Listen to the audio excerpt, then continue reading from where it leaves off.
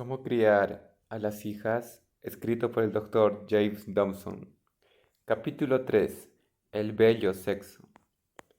Continuemos ahora nuestro viaje hacia el maravilloso y complejo mundo de las chicas. Cada una de ellas es hermosa, preciosa y única. Desearía tener una docena de nietas como las hermosas jovencitas, cuyas fotografías embellecen el diseño de este libro. Me encanta la forma en la que Dios creó a las niñas, la cual fue realzada en la clásica canción escrita por Alan Hay Lerner y Frederick Loewe para la película Gigi. Contenía esta letra: Gracias al cielo por estas niñitas, porque las pequeñas crecen cada día. Gracias al cielo por estas niñitas, porque crecen de una manera deliciosa. Y por cierto que lo hacen. Los varones también son un tesoro, por supuesto. Yo pasé 3 años escribiendo acerca de su singularidad y de lo que los moviliza. No obstante, las mujeres de la especie nos capturan el corazón de una manera diferente. Su sensibilidad y ternura las hacen encantadoras. Sienten todo intensamente y tienen la costumbre de abrazar a aquellos a los que aman. Hablemos acerca del suave y femenino carácter de las niñas y exploremos por qué y cómo los padres deberían responder de acuerdo con esta característica. En primer lugar, necesito reconocer que si bien las niñas tienen un espíritu compasivo y amable, también pueden ser rencorosas, rebeldes y francamente brutales con sus compañeras. Como seres humanos, tanto los varones como las mujeres somos capaces de exhibir lo mejor y lo peor de las características. Estas características opuestas coexisten en personas de todas las edades y ninguno de nosotros está libre del lado oscuro. Sería ingenuo pretender lo contrario, por eso necesitamos un Salvador, porque todos hemos pecado.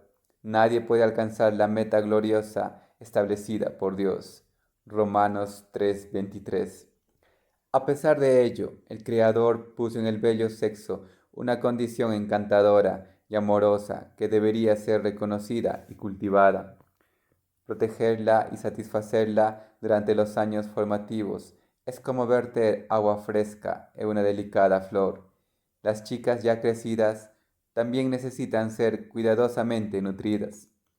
En la década de 1930, un popular canción de amor por Irving King y Harry M. Woods daba consejos valiosos a los hombres sobre cómo tratar con las mujeres. Se titula Treat I Like Tenderness, prueba con un poco de ternura, y más tarde fue grabada por Frank Sinatra y por muchos otros intérpretes. La letra contiene este romántico consejo. Tal vez ella está agotada. Las mujeres sí se agotan, usando siempre el mismo vestido gastado. Y cuando ella esté agotada, prueba con un poco de ternura. Ella quizás esté esperando, quizás solo imaginando, las cosas que tal vez nunca llegue a tener. Mientras no las tenga, prueba con un poco de ternura. Estos compositores sin duda sabían un par de cosas sobre las mujeres, pero me pregunto si habrán observado características similares en las niñas. Yo sí lo he hecho. Cuando mi hija era jovencita, hicimos un largo viaje en automóvil, parando con frecuencia en estaciones de servicio. Usted puede estar seguro de eso. En una de esas paradas, mientras yo cargaba combustible, un perrito vagabundo se acercó al coche, moviendo la cola con aire amistoso. Danae se enamoró instantáneamente de ese perro callejero sin hogar que nos suplicaba que lo lleváramos con nosotros. Por supuesto que no podíamos hacerlo, y tuve que apartarlo de la puerta para poder cerrarla. El pequeñín se quedó allí, mirándonos con expresión triste, como, como si pensara, ya sé, no me quieren, nadie me quiere. Luego siguió nuestro auto mientras nos alejábamos y corrió por la carretera detrás del vehículo. Fue un momento penoso para todos nosotros, pero en especial para Danae. Se sentía destruida. Lloraba desconsoladamente y me dijo, «Papá, tienes que volver. No tiene quien lo cuide. Vuelve. Tenemos que recogerlo. No podemos dejarlo allí solo. ¿Quién le dará de comer esta noche? Por favor, papá, regresa». Su llanto caía como una lluvia. Me gustaría poder decirles que regresamos a recoger al perrito y que fue nuestra mascota para siempre, pero eso no sucedió. Aunque en la familia a todos nos gustan los perros, hay momentos cuando papá o mamá deben tomar decisiones difíciles. No podíamos llevar un animal con nosotros en el vehículo, ni entrar en el hotel con él, ni dejarlo en el auto bajo el sol. Además, ya teníamos un perro al que habíamos rescatado de un refugio para animales abandonados. Sin embargo, en el caso de Danae, la pena superaba a todos los argumentos. No podía dejar de llorar. Nuestra hija nunca olvidó a ese perro. Hasta el día de hoy podría hablarle de él, y nunca me perdonó del todo por haberme marchado abandonando al cachorro solitario. Anoche, después de la cena, le di a leer esta historia recién escrita y se le ensombreció el rostro. Deberías haber regresado, papá. Podrías haber encontrado una solución. Todavía está un poco enojada con mi decisión. Si al lector no le gustan los perros, no entenderá cómo se siente Danae, pero yo sí la entiendo. Ella tiene un espíritu muy tierno y no me gustaría que fuera diferente. Es la razón por la que ha sido la niña de papá desde que nació. Su manera de ser también explica por qué suele visitar a personas mayores y solas que languidecen en hogares de ancianos. Se interesa sinceramente por ellos, lo cual me hace sentir orgulloso de mi hija. El temperamento tierno y compasivo de Danae es común entre los miembros de su género, aunque es más pronunciado en unas chicas que en otras. En el próximo capítulo veremos por qué las niñas son típicamente más sensibles, perceptivas y sociables que los varones. Estas son algunas de las características que atraen a los hombres hacia las mujeres, aunque por lo general los muchachos no las entienden muy bien. También explica por qué las niñas y las mujeres se sienten fácilmente heridas y tienden a dudar de sí mismas. Desde la pubertad y a lo largo de la vida, las jovencitas y las mujeres mayores luchan a menudo con recurrentes crisis de confianza. Algunas nunca las superan por completo. Uno de mis primeros libros se titulaba White Waves Which Their Bank Know About Women, lo que las esposas desean que los maridos sepan. Se basaba en entrevistas que inicialmente hice a 75 mujeres, luego a 5.000 más. Les compartí 10 fuentes comunes de la depresión que había encontrado en mi consulta, a saber, problemas con los hijos, dificultades menstruales y fisiológicas, tensiones financieras, conflictos con la familia política, problemas sexuales, falta de romance en el matrimonio, baja autoestima, fatiga y falta de tiempo, soledad, aislamiento, aburrimiento y envejecimiento.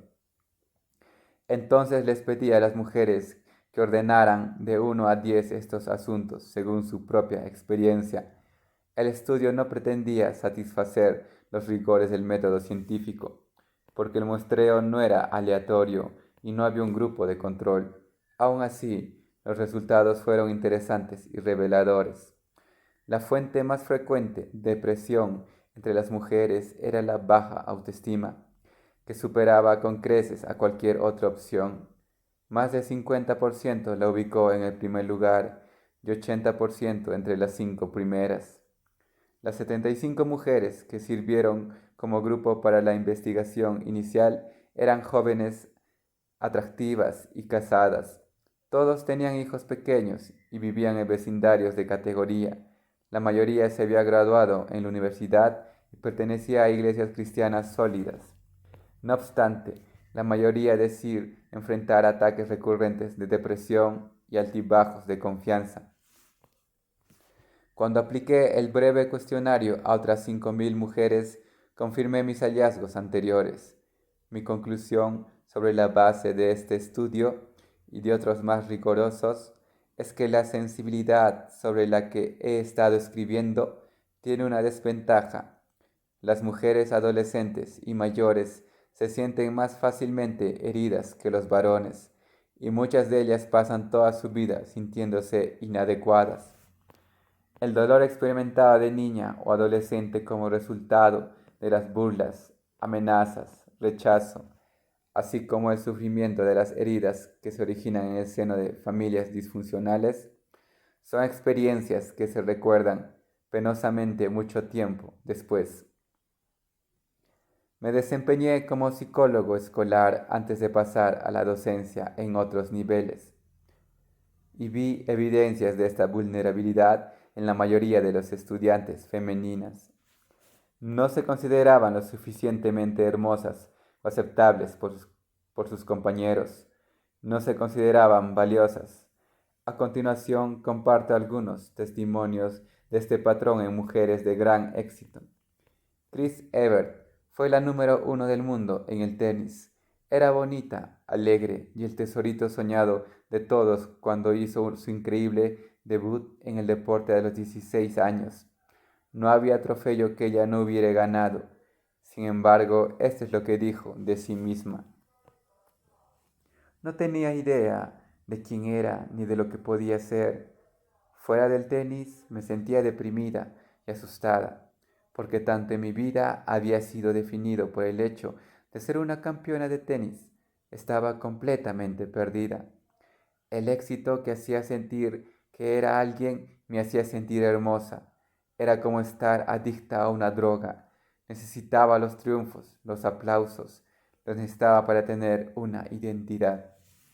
Madonna, la provocativa cantante y estrella perenne en el escenario y en la pantalla, se describió a sí misma en términos parecidos. Tengo una voluntad de acero y toda mi voluntad ha estado consagrada siempre a doblegar algunos horribles sentimientos de imperfección. Siempre estoy luchando con este temor. Cuando supero uno de sus ataques, me descubro como un ser humano, valioso y especial, pero luego llega otro ciclo y me siento mediocre, poco interesante y sin valor.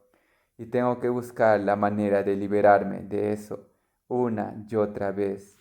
La energía que tiene mi vida surge de esa horrible sensación de sentirme mediocre e inadecuada y que siempre me empuja, me empuja, me empuja, porque si bien he llegado a ser alguien, todavía tengo que demostrarme que soy alguien. Mi lucha no ha terminado y probablemente nunca termine. Oprah Winfrey ha sido la mujer más exitosa en televisión durante más de 25 años. Millones de espectadores sintonizan cada día su programa y reciben la influencia de lo que ella dice. También es una de las mujeres más ricas del mundo. Sin embargo, ella se ve así. Descubrí que, en mi opinión, no valía nada y por cierto no era digna de que me amaran, a menos que lograra el éxito. De pronto me di cuenta de que nunca había sentido que pudiera ser amada solo por mí misma. Melissa Gilbert hizo el papel de Laura en la popular serie de televisión La familia Ingalls, pero su historia como adulta es triste porque puso su carrera por encima de todo en su vida. Las reiteradas relaciones rotas dan testimonio de que lo que vemos en la televisión con frecuencia es una fachada. Un artículo en la TV Jant reveló este lado oscuro de su historia. Gilbert, que en ese momento tenía 30 años, dijo que se había enfrentado con la cruda verdad de que el camino que había elegido la había traicionado. Ella dijo: ¿no les dije cuál es mi temor más grande? Que en mi lápida escriban: tuvo una carrera increíble, pero ninguna vida.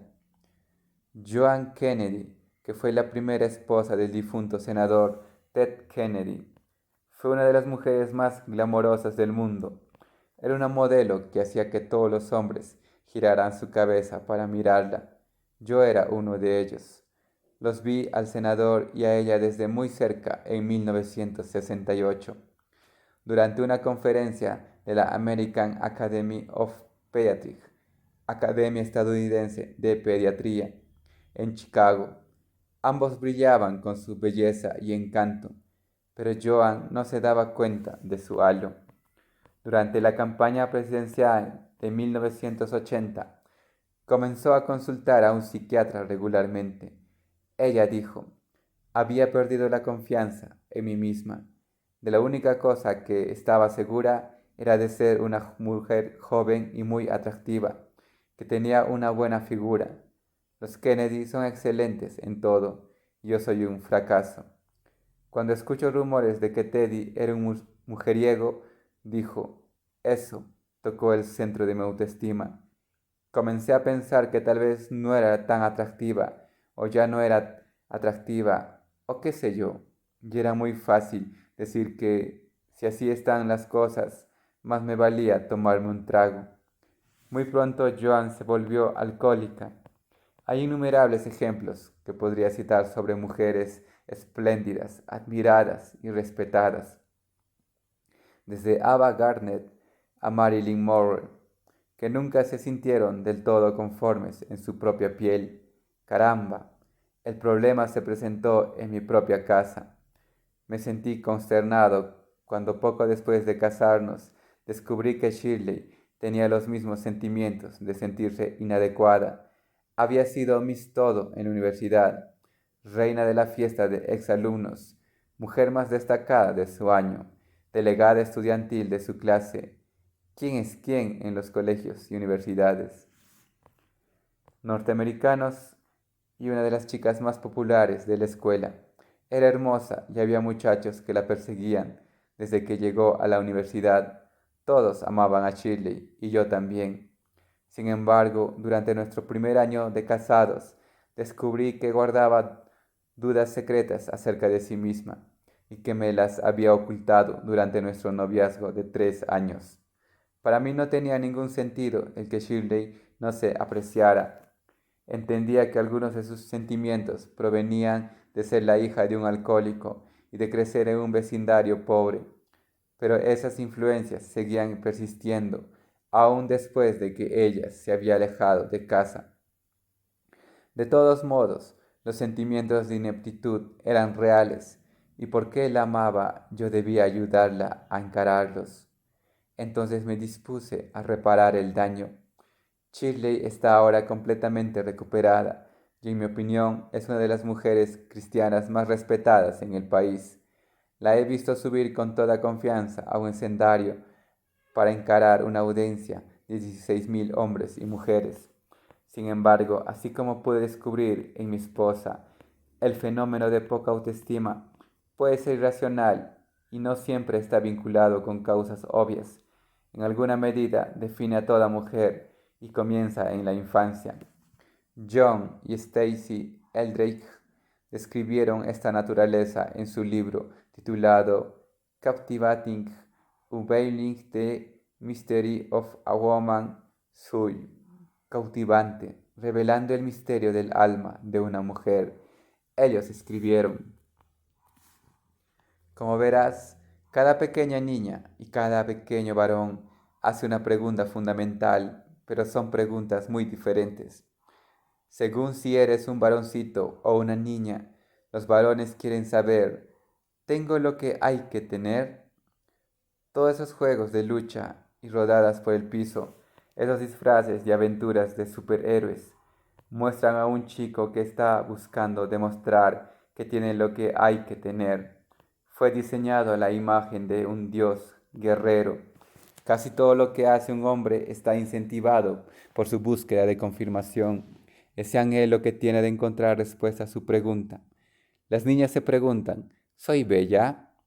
Las faldas acampanadas, la ropa elegante, el anhelo de ser hermosa y de llamar la atención, de eso se trata. Estamos buscando la respuesta a nuestra pregunta. Cuando yo tenía alrededor de 5 años, recuerdo que estaba de pie sobre la mesita en la sala de estar de mis abuelos, cantando con todas mis fuerzas, Quería atraer la atención y especialmente la de mi papá. Quería ser cautivante.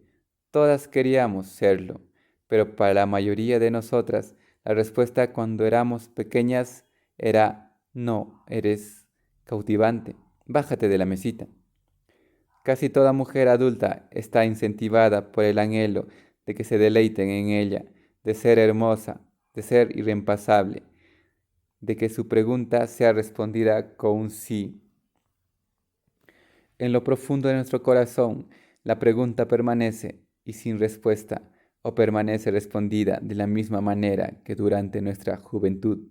¿Soy bella? ¿Me tienes en cuenta? ¿Deseas verme? ¿Te sientes cautivado por lo que encuentras en mí? Vivimos acosadas por esa pregunta, pero no somos conscientes de que todavía necesita una respuesta.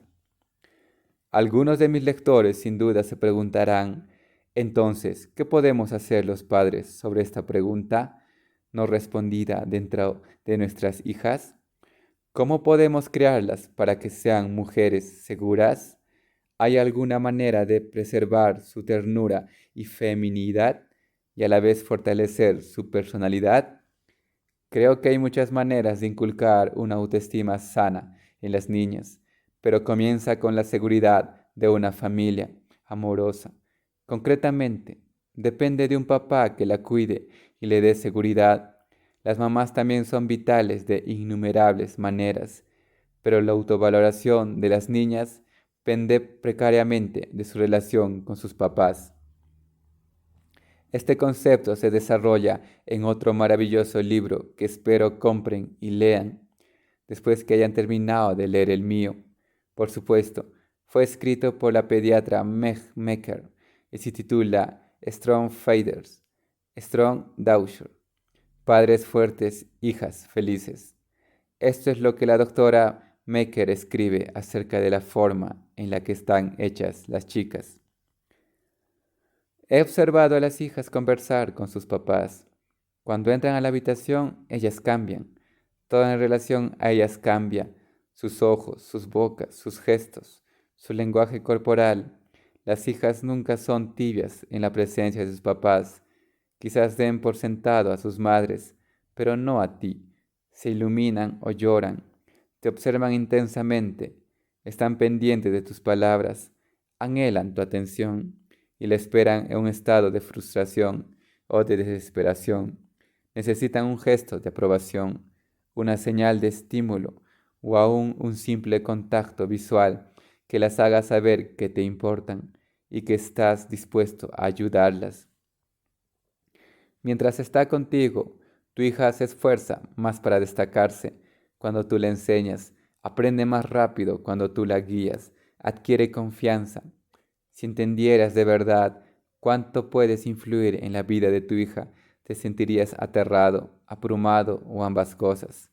Ni los novios, ni los hermanos, ni siquiera los esposos pueden modelar su carácter en la forma en que lo haces tú.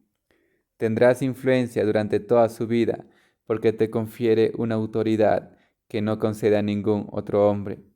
Muchos papás, en especial de niños adolescentes, creen que tienen poca influencia sobre sus hijas.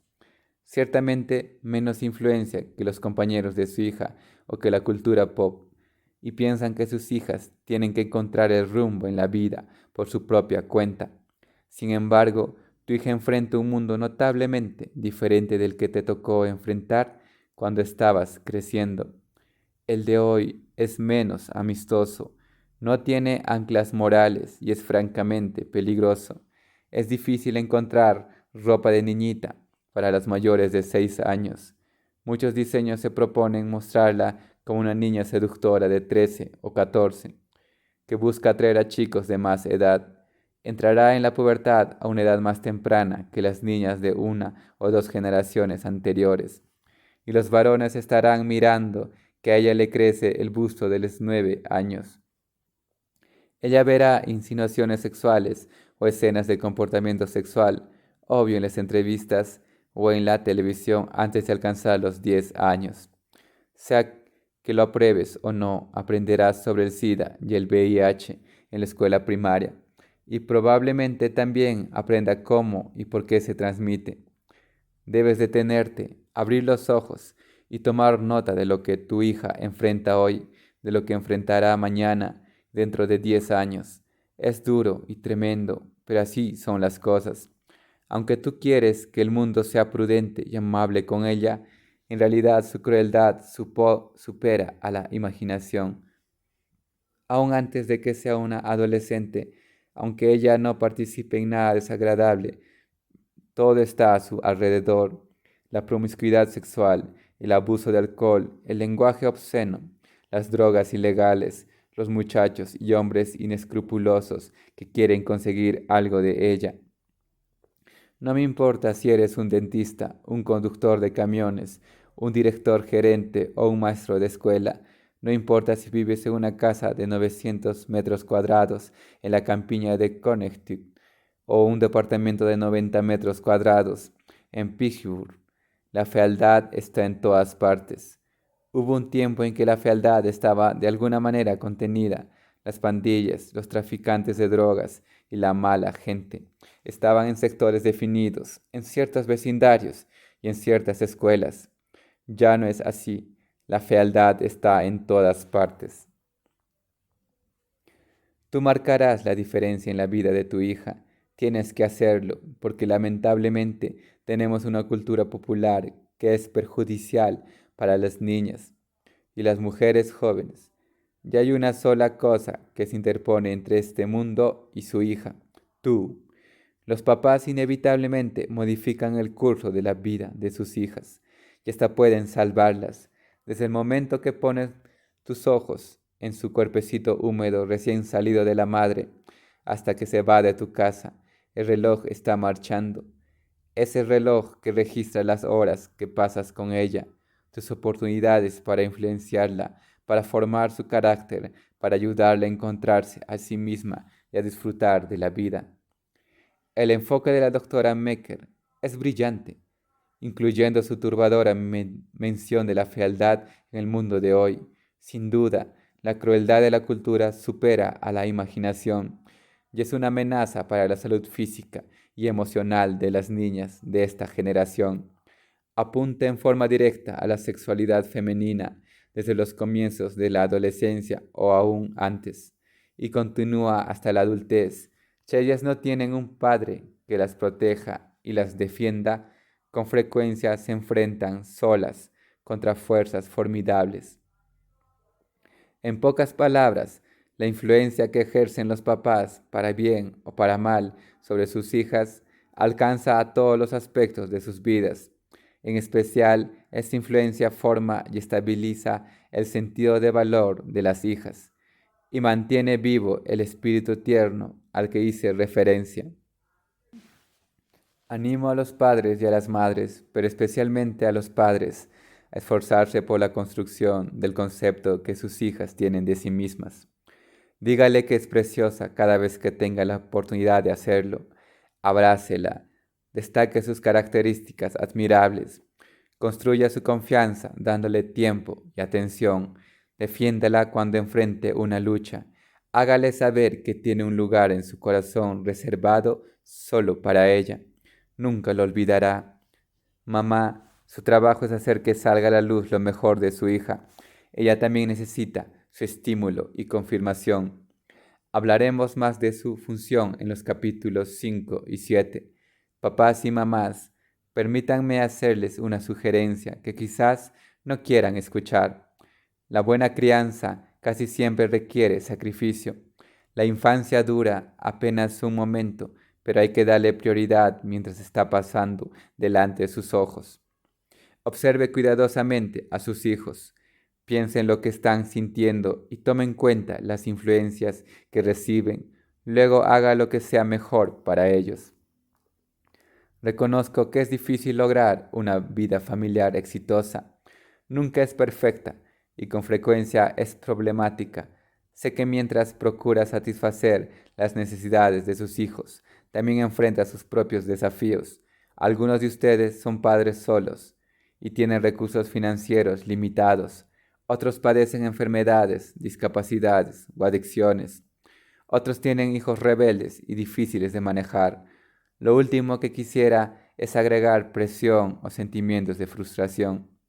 Sin embargo, si tiene alguna manera de dar prioridad a sus hijos dentro del marco de estas limitaciones, aun si requiere un importante sacrificio, no se arrepentirá de haberlo hecho. Esto podría significar mantenerse casado cuando su impulso sea divorciarse. Podría llevarlo a tomar decisiones que signifiquen una desventaja en su profesión. Podría implicar una limitación económica, porque mamá debe quedarse en casa con los niños. Tal vez requiera renunciar a sus 4 horas de golf los sábados.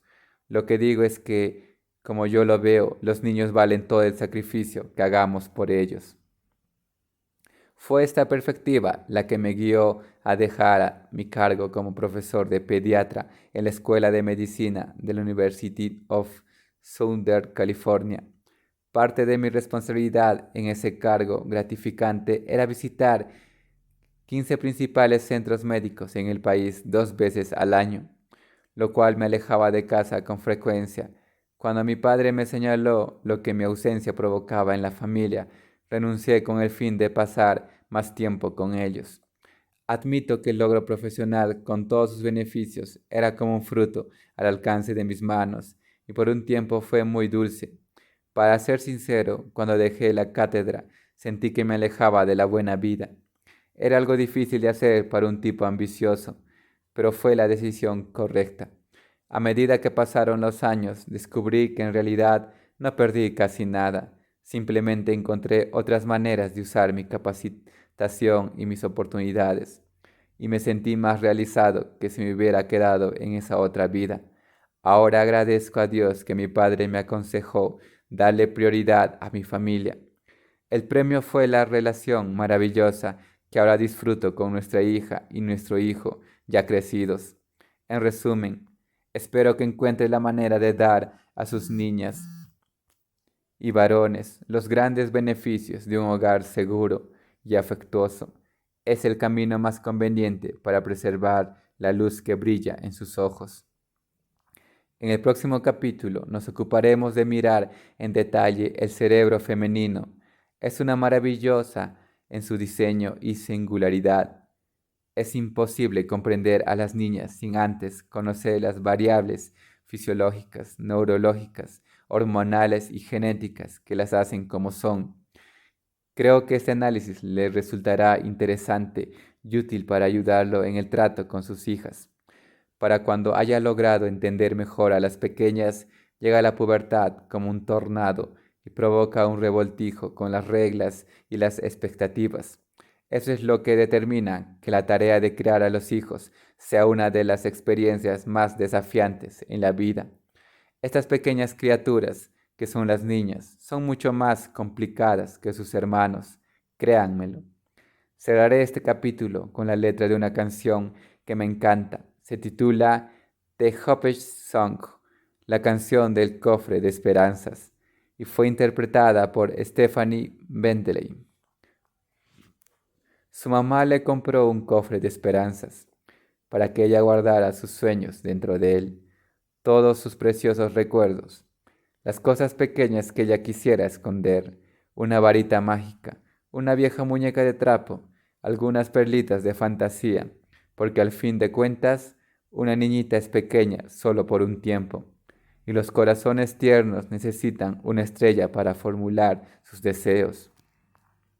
Porque algún día la buscarás y se habrá ido. Una niñita es pequeña, solo por un tiempo. Un día cuando regresó de la escuela, escondió una pequeña nota bajo el forro desgastado, y esto es lo que él escribió. Las rosas son rojas, las violetas son azules. Pon aquí una X si gustas de mí. Una niñita es pequeña, solo por un tiempo, y los corazones tiernos necesitan una estrella para formular sus deseos, porque algún día la buscarás y se habrá ido. Una niñita es pequeña, solo por un tiempo. Se casaron en el jardín un perfecto día de julio. Subieron a un carruaje y se alejaron haciendo adiós con las manos. Mamá entró a la casa y guardó el vestido de bodas. Y entonces advirtió una carta en el viejo cofre de esperanzas. Decía: Una niñita es pequeña solo por un tiempo. Tu corazón solitario quizás necesite una estrella para formular un deseo, de modo que mira de vez en cuando en el interior y recupera los recuerdos. Una niñita es pequeña solo por un tiempo, y yo siempre seré tu niñita. Hasta luego.